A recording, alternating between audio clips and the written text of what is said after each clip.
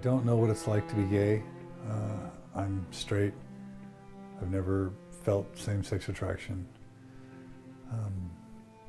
But I have felt discrimination. I have felt judgment. I have felt marginalization. I have felt ostracized. I have experienced disappointment. I've experienced what it's like to have your family disappointed in you. I've experienced what it's like to have your community members and your church disappointed in me. I know what it's like to have my worldview come crashing down. I know what it's like to realize that everything that I once believed and thought didn't make sense anymore. I know what it's like to struggle with your identity, to want to change something about you, to want to deny a part of you that's crying out to be heard. And I know what it's like to stuff that down and to pretend and to go along because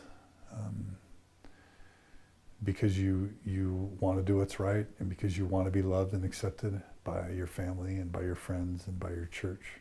I know what it's like to feel like you're out of harmony with your church and with your faith, with your parents and your friends and family and society.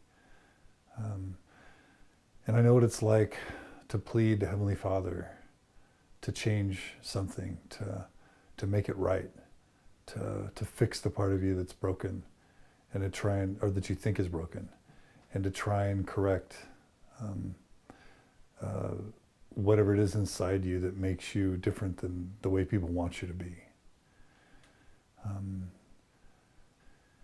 And I know it's a terribly lonely and a sad and a discouraging and an isolating place to be.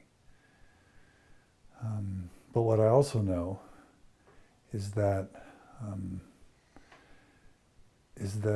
being open and authentic with people when the time is right can be one of the most healing and transformative experiences of your life.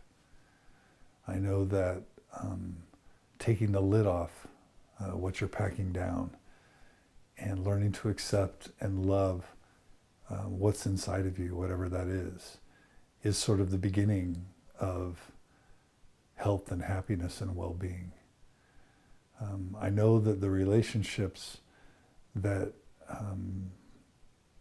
I've forged and that you will forge that are based on authenticity instead of pretending and instead of being what other people want you to be, those relationships are relationships that will mean more to you than any other relationship you'll ever forge, because they're based on who you really are and who the people that you love really are, and they're based on a mutual respect and an understanding of who you really are.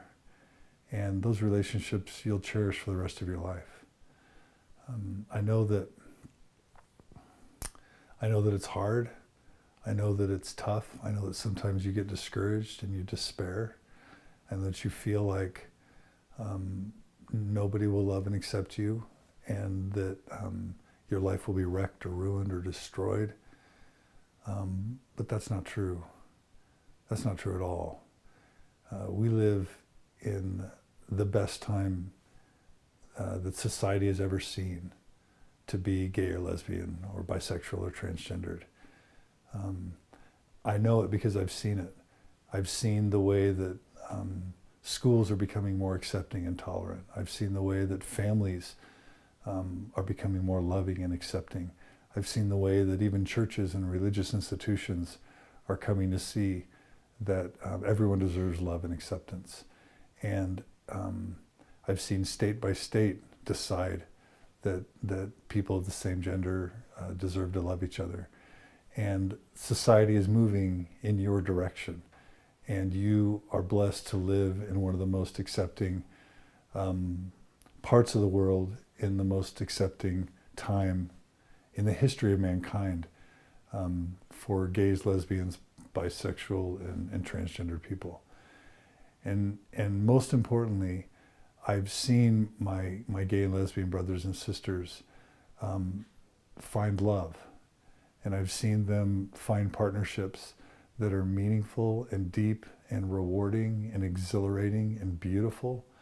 I've seen people find lifelong partners that they can cherish every moment with, and start families with, and find joy and become productive, beautiful, contributing members of society in those families.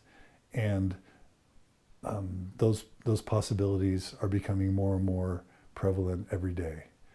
And I know that it gets better. I know that that right now it may feel dark and desperate and lonely and scary. But there are people out there, there are allies within the Mormon Church. You have allies, heterosexual allies, straight allies, gay allies, everywhere. There are bishops who are allies. There are church leaders, there are parents, there are community members that will embrace you. They will accept you. Go online. Find these communities. They're on Facebook, they're on the internet, they're on blogs. There are communities that will love and accept you and embrace you when others won't. They will help teach you things to avoid and things to follow. They will help teach you not to throw away all that is good about your upbringing. The last thing I want to tell you is that you're beautiful. You are smart, you're bright, you're intelligent, you're creative, and you have a capacity for love and for acceptance and for kindness that is remarkable. And this gift that you have is actually going to enable you to love and to serve and to empathize with people in ways that you would have never thought possible, or that you would never be able to if you weren't exactly the way you are. And I hope that you will learn to look inside and see inside yourself, learn to love and value what is inside, and to know that that which you thought was a curse, that which you wanted to get rid of, is actually one of your most prized possessions. And it's going to put you in a place where you can bring love and joy and acceptance to so many people on this earth once you learn to love and embrace who you are. And so I want to tell you that you are beautiful, you are brilliant, that life is wonderful, that it gets better, it gets brighter, it gets more beautiful. And if you'll just hang on, if you'll just find some support, and if you'll believe in yourself and learn to love and accept yourself, you will experience joy like you never thought was possible. So just hang on. It gets better. I promise.